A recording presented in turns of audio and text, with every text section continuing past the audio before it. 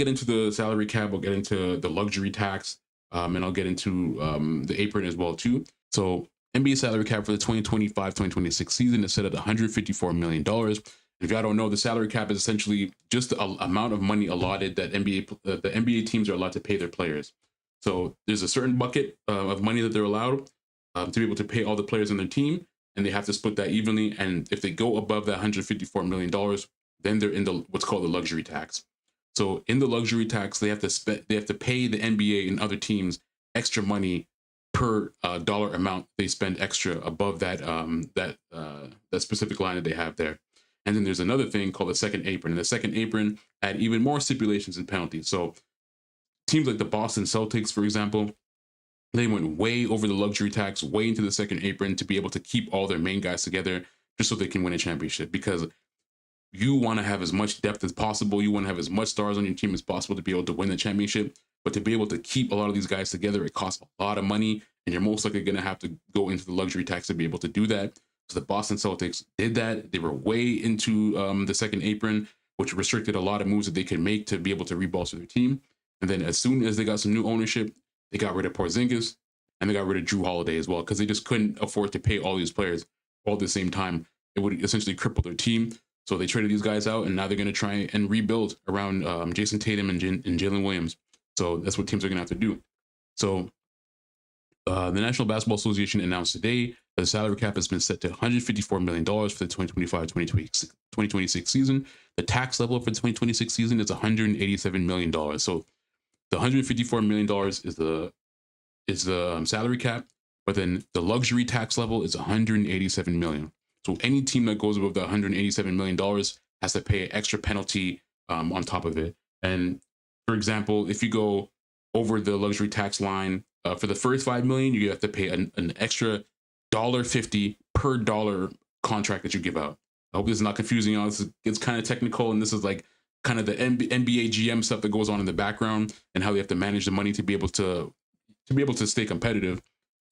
The second apron, so the first apron kicks in at the $7 million line. So if they go above the luxury tax and they go above $7 million in extra salaries that they pay out, then it triggers restrictions.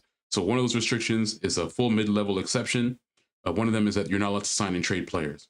But the big one, and which a lot of teams are trying to avoid, and this is something that they implemented after I believe the 2022-2023 CBA, the NBA put in the second apron. And the reason why they put the second apron in is because they wanted to avoid teams from creating super teams now. So after the Golden State Warriors were able to sign Kevin Durant, and they were able to make a super team essentially with that, and be able to make essentially everything in the NBA not important anymore.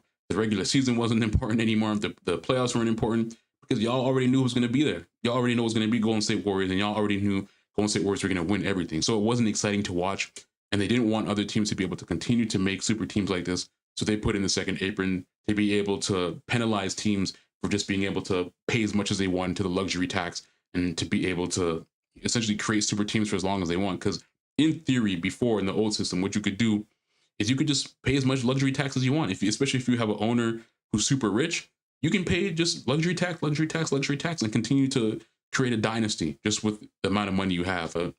Sporting leagues with salary caps, that's exactly the opposite of what they want to do. They do not want to have a league where the teams that have the richest owners can just pay and just create dynasties all the time.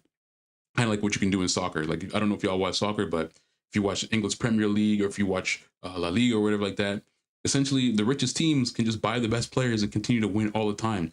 And you look at that, and the teams that win the championship, if you look at La Liga, it's really only 2 or 3 teams that ever win. It's going to be either Barcelona or it's going to be Real Madrid. And the NBA does not want that happening in their sport, bro. They want some of the important teams like the Lakers, the Boston Celtics to always be good. But at the same time, they do want to have a lot of competition. They want to have a little bit more parity in their league. So they make sure to implement these things so that it stays that way. So that being said, the second apron that starts at $207 million, this is the most debilitating for a team. But when a team crosses the second apron, they're not allowed to do any sign and trades. They have no mid-level team exceptions. They can't aggregate salaries at all in a trade. They can't combine contracts to get a $20 million player. They can't include any cash in trade. So a lot of the times teams will trade for a player and they'll give a pick, but they'll also give cash as well too. If you hit that second apron, you're not allowed to do that. And then you can't trade future picks plus 7 years out. So a lot of times what teams will do is they'll backload a lot of stuff. So they'll backload a lot of trades. So they'll give a pick from like 10 years in the future, something like that, or 6 or 7 years in the future to be able to get like a big player from now on. Essentially, they might be in win now mode. So they'll say, okay, we'll mortgage our future so that we can win now. Under the second apron, you can't do that. And then it also freezes first round picks as well too. So if you're over the second or third apron, if you're over the second apron 2 out of 3 years in a row, then you will lose your first round picks as well. So a lot of teams, they don't want to be able to, they don't want to get in that second apron because they don't want to mortgage their futures and they don't want to debilitate their team in the future just because they can win now. And there's just so many penalties in there that a lot of teams are like, listen, man, if we have like a big player or marquee player, we'll just trade him out and we'll just try to get draft picks or something in return. And that's essentially what Boston did. Boston right now, they're in a position where they're trying to rebuild. Other teams, it makes it hard for them as well too. Golden State, they had a strategy where essentially they had KD, right? So they would just mortgage their future, pay into the luxury tax. They didn't really care. But you've seen since the second apron has been introduced into the NBA, since KD's left, Golden State has had a tough time, man. They won the 2023, 2024 championship. But since then, Golden State has had an extremely tough time in the playoffs. Obviously, this year, Steph Curry had his injury as well. But it hasn't been easy for them, right? And they've been trying to make moves, make trades. They got Jimmy Butler. But they may run into some luxury tax and second apron problems as well, too, if they try to add another piece into Golden State, man. Golden State, they're in a tough situation as well because Curry is almost out, man. Curry is what, like 36, 37 years old? He only has a couple years left.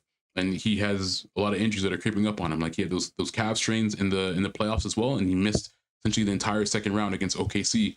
So you got Curry, who's obviously still a phenomenal player, but he's aging as well. So Golden State really only has a short window to be able to do this. So do they go into the luxury tax in the second apron to be able to sign another big star and try to win another championship before Curry retires?